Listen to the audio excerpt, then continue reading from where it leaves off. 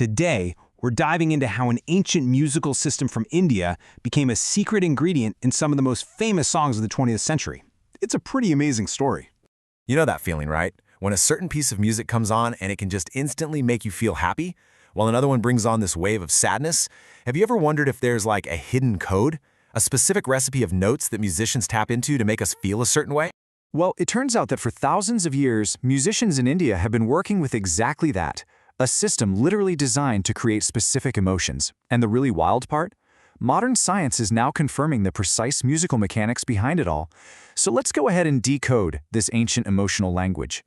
First up, we're going to break down this emotional code. And to do that, we need to go inside a really unique musical form. And that code, well, it's found deep inside the heart of Indian classical music, in a melodic recipe known as the raga. So what exactly is a raga? The best way to think about it is less like a simple scale and more like a recipe for a mood. In fact, the word raga literally means to color the mind. Each raga is this whole framework of notes, like a distinct musical personality, designed to create a very specific atmosphere, or what's known as a rasa. Okay, so a typical raga performance is split into two parts. It all starts with the alap. This is the slow, meditative, rhythm-free introduction. The artist just kind of explores the notes, really carefully setting the mood. Then, it kicks into the gat. This is the main event. A drum like the tabla joins in, the tempo picks up, and that mood from the beginning gets fully expressed, amplified, it really comes to life. And you can literally see the difference right here. A 2015 study analyzed the structure of ragas and found this massive jump in what they call note density, which is basically the speed, and pulse clarity, or how clear the rhythm is.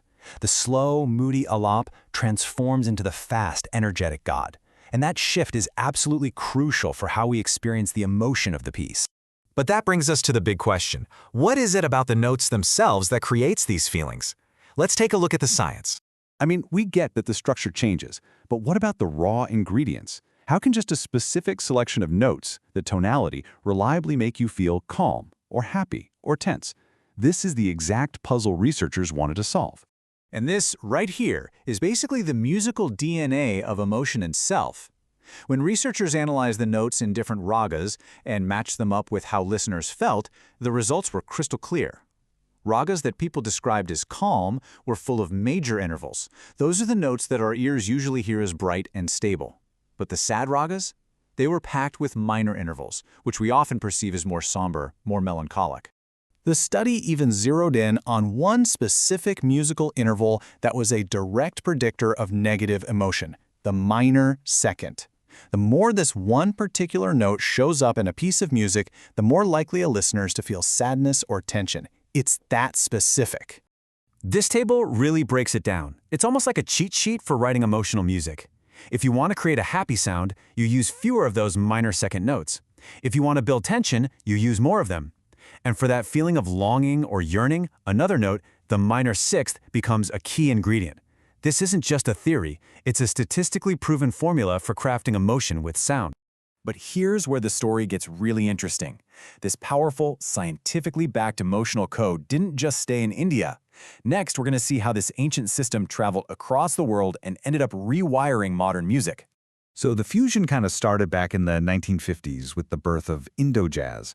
But the real tipping point, the moment that changed everything, was in 1965 when George Harrison of the Beatles played a sitar on Norwegian Wood.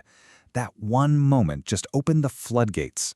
By '68, you have minimalist composers like Terry Riley being deeply influenced by raga structures. And then through the '70s, you see Indian musicians collaborating directly with jazz giants. It was a musical revolution. And don't just take my word for it. The legendary sitar master Ravi Shankar, who was George Harrison's teacher for a bit, said it best himself. He credited Harrison with inspiring the Great Sitar Explosion. A single song by the biggest band in the world made an ancient instrument a global sensation, like overnight. And boy, was it an explosion. Suddenly, the sound of the sitar and the raga-like melodies it played was everywhere. I mean, from the brooding, tense vibe of the Rolling Stones' Paint It Black, which really leans into those minor key feelings we just talked about, to the psychedelic pop of Donovan, Western artists were using this sound to unlock a whole new emotional palette. And this influence went way beyond just rock and roll. The Raga's focus on improvisation was a perfect match for jazz, which fueled that whole Indo-Jazz movement. At the same time, its use of repetition and slow, gradual development had a huge impact on minimalist composers, who found this incredible new way to build these vast, immersive soundscapes. So, why did this ancient Indian system connect so deeply with listeners all over the world?